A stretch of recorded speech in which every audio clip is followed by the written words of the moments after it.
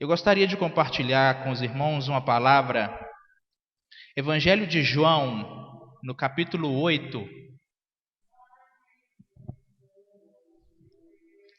a partir do verso 12. Evangelho de João, capítulo 8, a partir do versículo 12.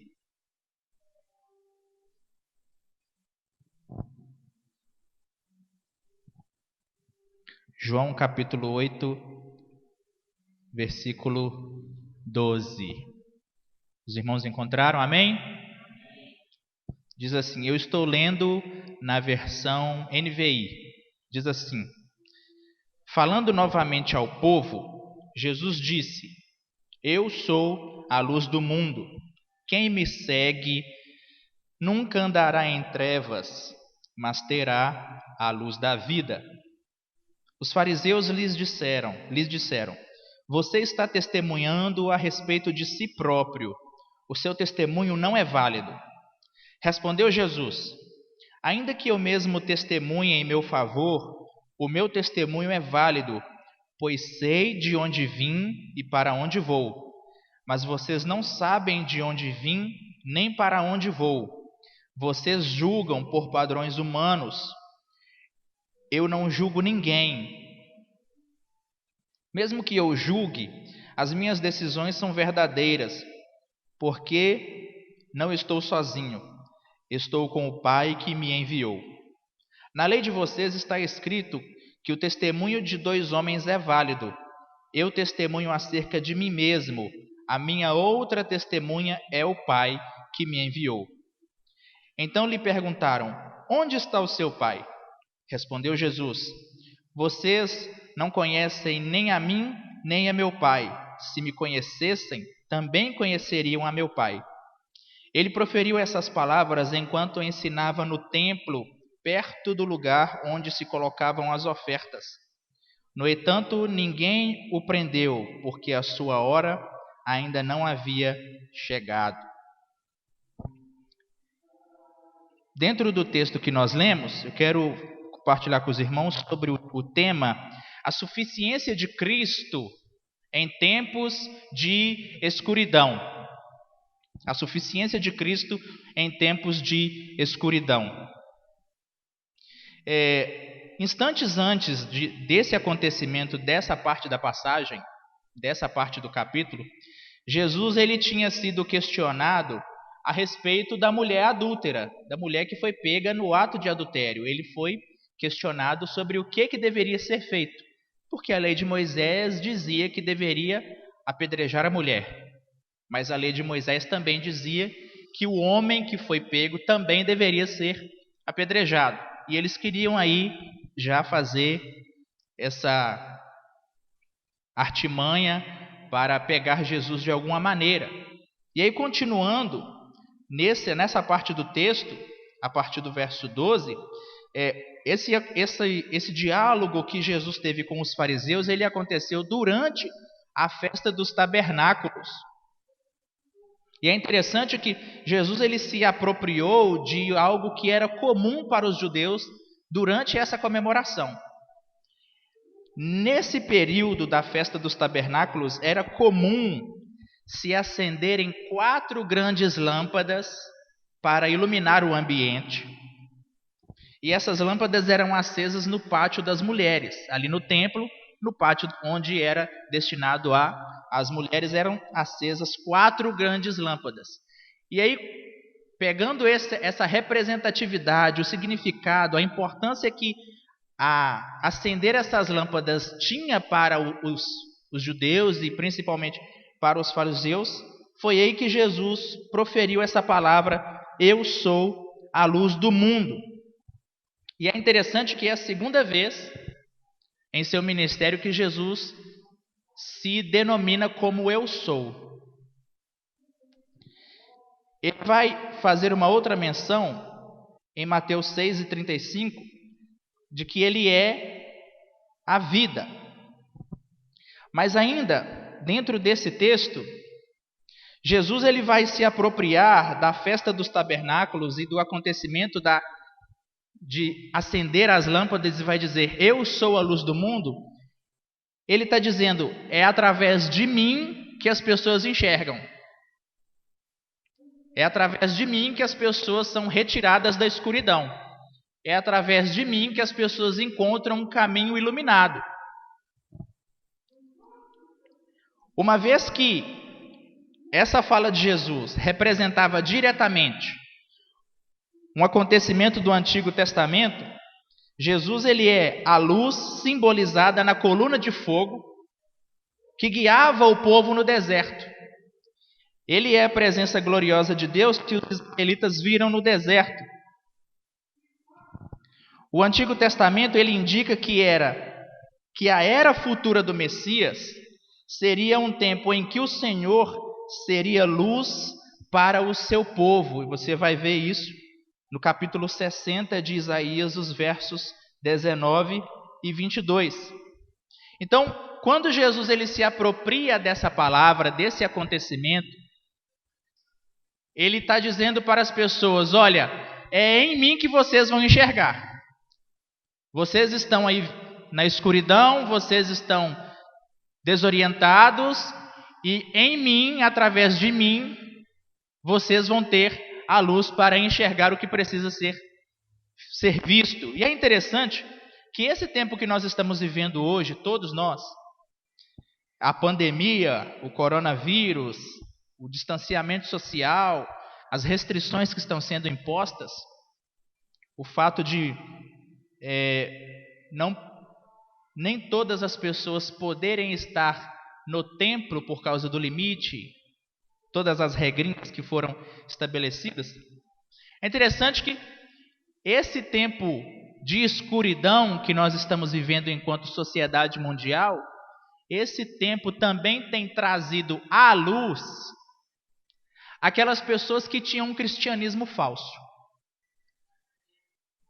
Aí você pode fazer esse contraponto de que nós estamos vivendo um tempo de escuridão por causa da pandemia, mas mesmo diante dessa escuridão, pessoas que tinham um cristianismo falso estão sendo trazidas à luz, porque o cristianismo delas não está resistindo ao que está acontecendo.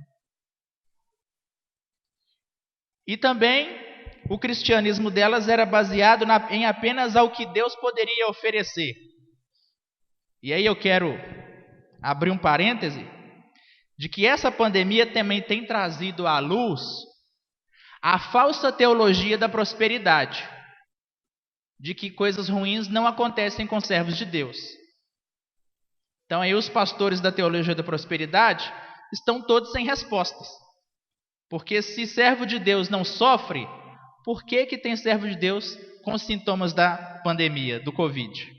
E por que as igrejas estão sendo cerceadas de seus direitos? Então isso também trouxe à luz que o falso cristianismo de muitas pessoas tem sido colocado em xeque. As pessoas não estavam totalmente fundamentadas na luz de Jesus, mas em qualquer outra coisa.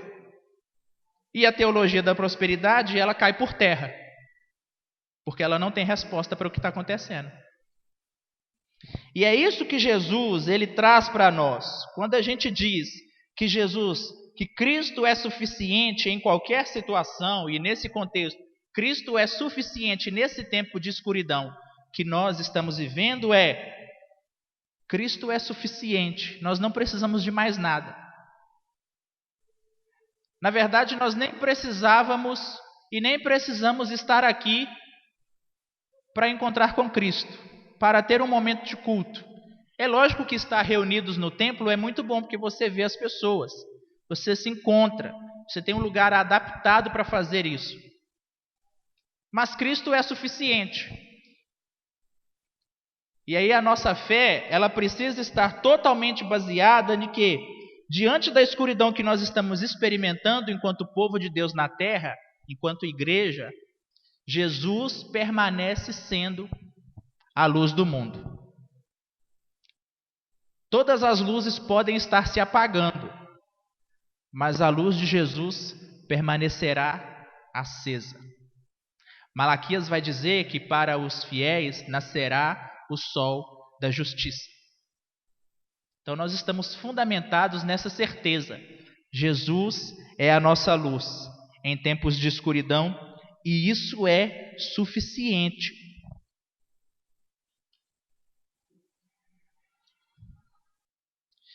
Continuando, ainda no verso 12, Jesus ele vai dizer, depois de ter afirmado que ele é a luz do mundo, ele vai dizer: quem me segue nunca andará em trevas. E a palavra segue transmite a ideia de alguém que se entrega completamente à pessoa que está sendo seguida. Então, se eu estou seguindo a Cristo, eu me entreguei, eu estou me entregando completamente a Ele. E todos nós sabemos, e os irmãos sabem, que quando nós estamos seguindo alguém, a gente passa pelo mesmo caminho que essa pessoa passou ou está passando.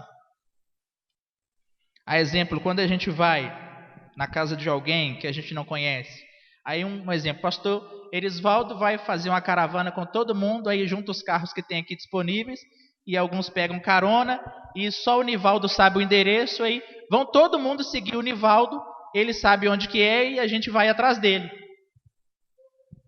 Com Jesus é basicamente a mesma coisa.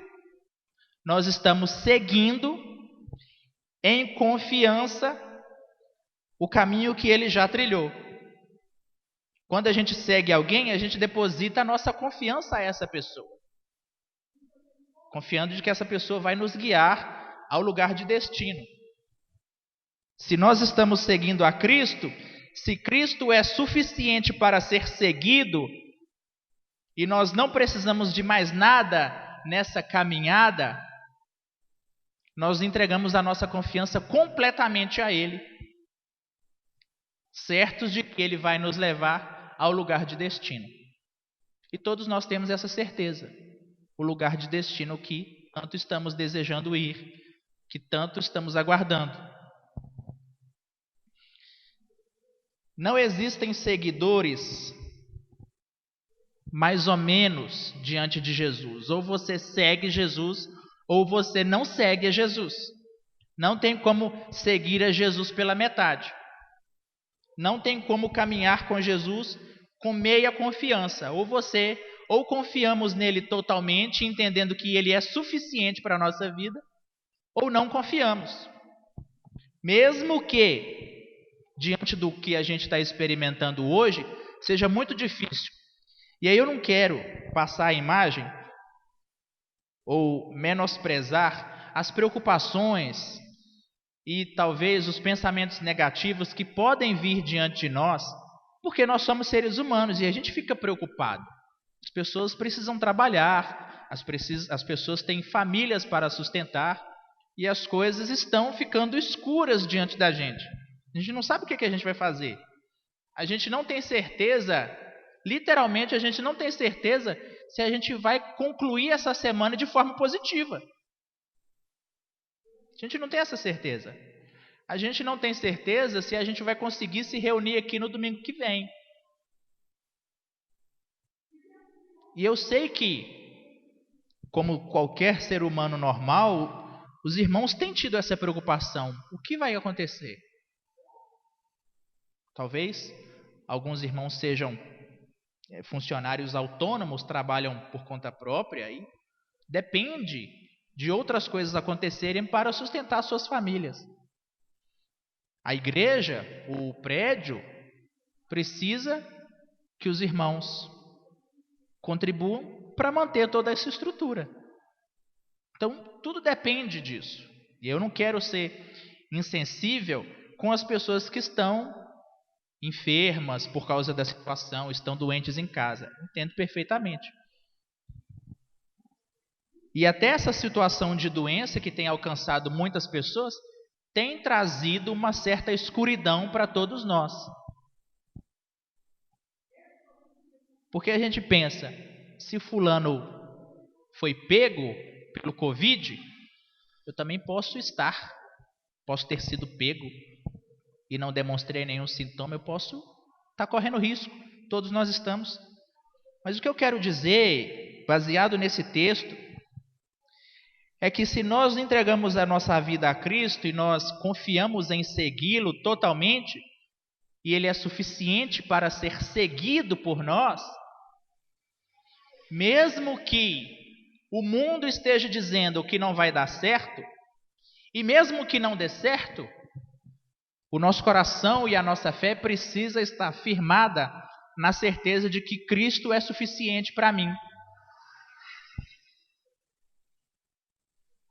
Mesmo que as luzes do templo se apaguem, mesmo que eu precise reorganizar a minha vida familiar, mas o meu coração e a minha fé estão firmados na certeza de que Cristo é suficiente nesse tempo de escuridão, nesse tempo de incerteza. Então, talvez você não se lembre de tudo que está sendo compartilhado nessa palavra, mas eu quero que você grave na sua mente e no seu coração. Quando as dúvidas vierem, quando as preocupações forem muito fortes, lembre-se, Jesus é a luz do mundo. E é Ele que vai iluminar você para sair de qualquer que seja a situação que você possa se encontrar ou já esteja se encontrando. Jesus é a luz do mundo. E quem o segue, como diz o texto, nunca andará em trevas. E o versículo 13, quando os fariseus questionam, dizem: você está testemunhando a respeito de si próprio? Para eles, os termos testemunha e testificar, aqui nesse contexto, recebem o ideal, recebem atenção especial no Evangelho, refletindo a linguagem do Antigo Testamento. Porque no Antigo Testamento, e aí você vai achar isso em Deuteronômio 17, verso 6 e 19, verso 15, quando as pessoas precisavam testemunhar, provar alguma coisa, era necessário de 2 a 4 testemunhas. Então Jesus ele precisava ter 2 pessoas testificando que ele era quem ele estava dizendo que era. E os fariseus, eles estavam ignorando todo o fato de que a lei e os profetas já haviam testificado sobre o Messias. Então, para eles, o que Moisés, os profetas e os juízes disseram não era nada. Então, já haviam muitas testemunhas que alegavam e provavam que Jesus era quem ele estava dizendo que era. E aí eles não concordavam com isso, porque Jesus era um camarada comum humanamente. Nasceu numa cidade simples, filho de um carpinteiro. Mas Jesus ele vai dizer: eu sou a minha própria testemunha, e a minha outra testemunha é o meu Pai. O fato de Jesus ter convicção de quem ele era dava autoridade para ele se posicionar. Porque aí, lembra que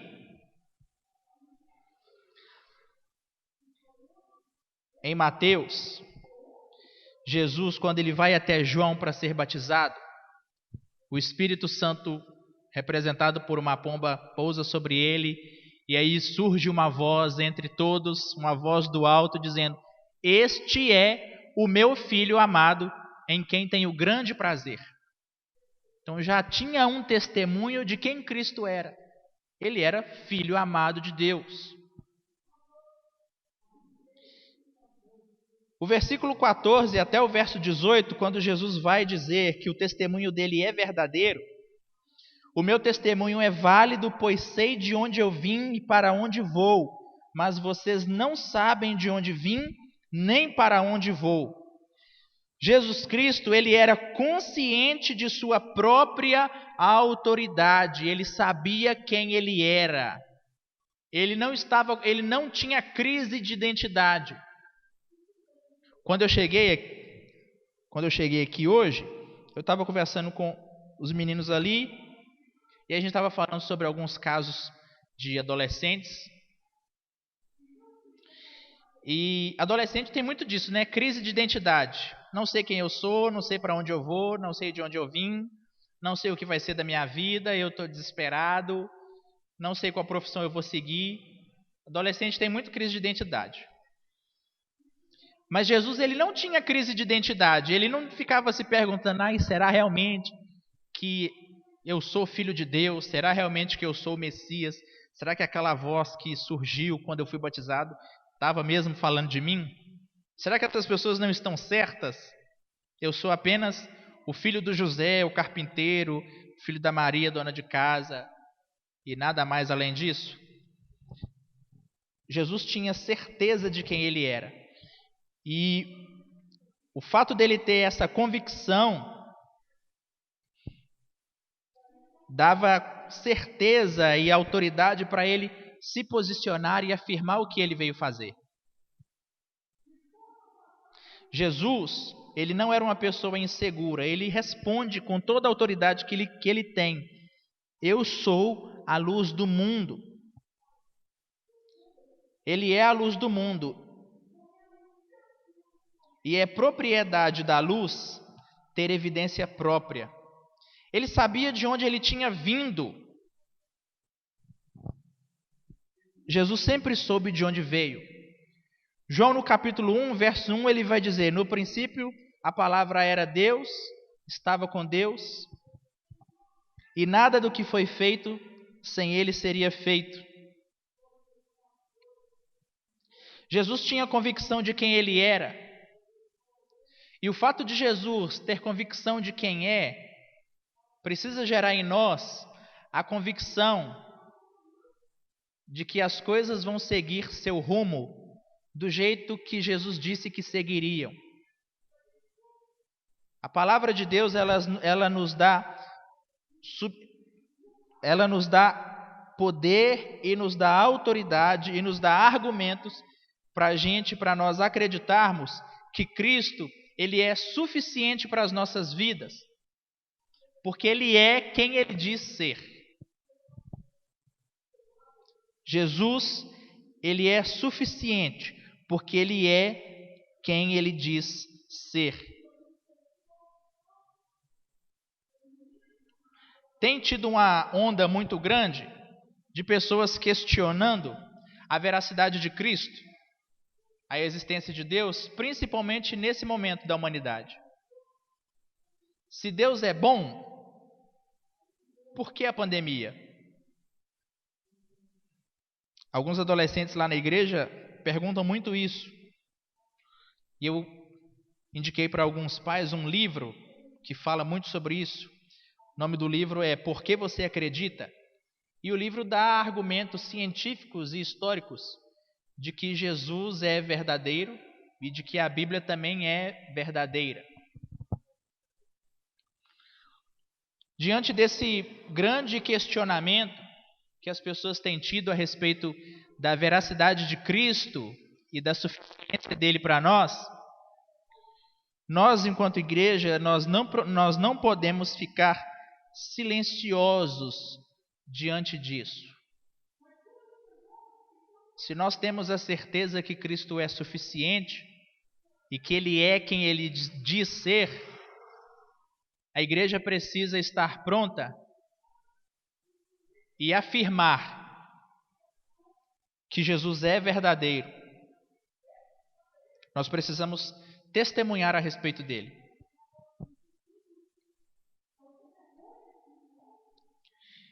E o último ponto, o versículo 19. Então eles perguntaram: onde está o seu pai? Eles ainda continuam insistindo na veracidade do testemunho de que Jesus era filho de Deus. Eles não estavam satisfeitos com isso. E eles pensaram que Jesus estava se referindo ao seu pai terreno, José. E aí por isso eles estavam ansiosos em provar que Jesus não era legitimamente filho de Deus. Jesus estava fazendo referência ao seu relacionamento trinitariano com o Pai como filho de Deus. A compreensão do Pai vem por meio do Filho. E no capítulo 14, verso 9 do Evangelho de João, quando os discípulos perguntam: mostra-nos o Pai, a resposta de Jesus é: quem vê a mim, vê o Pai. A cegueira dos fariseus a respeito era sinal de que eles não conheciam Deus. Como Jesus mesmo disse: se me conhecessem, também conheceriam o meu Pai. Eles eram bons teólogos, dominadores da lei. Eles eram muito bem preparados teoricamente, mas a espiritualidade deles era pífia, era rasa, era praticamente inexistente. Jesus ele se afirma como Filho de Deus, e como Filho de Deus, Jesus é suficiente. Cristo é suficiente para nós nesse tempo de escuridão que o mundo está vivendo. E a suficiência de Cristo para nós nesse tempo de escuridão nos dá a certeza que mesmo que o mundo esteja escuro, a igreja continuará andando na luz. Porque quem me segue nunca andará em trevas, mas terá a luz da vida. Concluindo, a pandemia tem proporcionado tempos de escuridão para muitos, inclusive muitos de nós cristãos. Medo, preocupação, falta de esperança. Ela também tem trazido à luz os que se escondiam na escuridão do seu farisaísmo ou cristianismo falso. Para ambos os casos, Jesus é a luz do mundo. Aos aflitos ele ilumina e não apenas mostra o caminho, mas o percorre com eles. Aos que viviam se escondendo, ele permanece disponível para dar uma vida que seja longe das trevas e os leva para a sua maravilhosa luz. Vamos orar? Deus, nós somos gratos ao Senhor pela sua palavra. Somos gratos porque o Senhor é suficiente para nós. Nós somos a sua igreja, nós somos a sua noiva. E nós não andaremos nas trevas porque pertencemos ao Senhor. Por mais que o mundo esteja enobrecido, sem esperança, escuro, desorientado, a sua igreja, a sua noiva, continuará seguindo o caminho que lhe é proposto. Nós continuaremos na luz, porque o Senhor é a própria luz que precisamos. Continue nos iluminando, a cada um de nós, individualmente com as nossas vidas, mas a todos nós, enquanto corpo do Senhor, enquanto igreja do Senhor. Em nome de Jesus oramos. Amém.